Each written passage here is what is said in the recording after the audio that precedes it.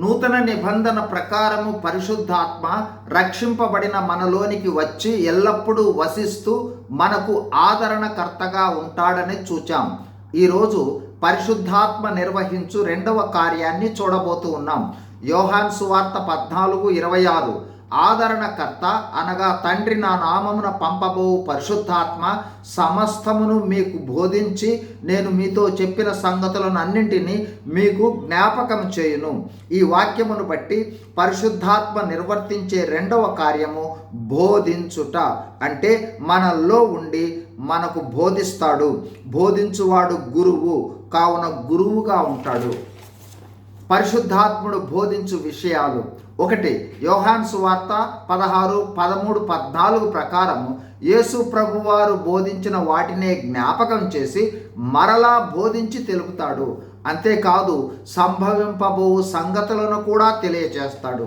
2 1 కొరింథీ 2:10-14 ప్రకారము పరిశుద్ధాత్ముడు మనల్లో ఉండి మనకు దేవుని సంగతులను బోధిస్తాడు. సహజ మానవులకు అందని దైవికమైన జ్ఞానమును మనకు తెలియజేస్తాడు. ఆ జ్ఞానము నేర్పుతో మనము ఇతరులకు బోధించగలము.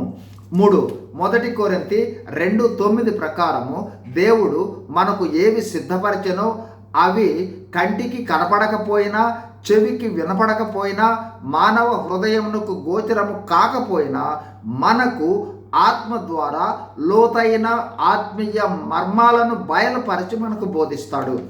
4 1 పేతురు 1:21 ప్రకారము బైబిల్లోని దేవుని వాక్యములు పరిశుద్ధాత్మ చేత ప్రేరేపించి వ్రాయబడినవి.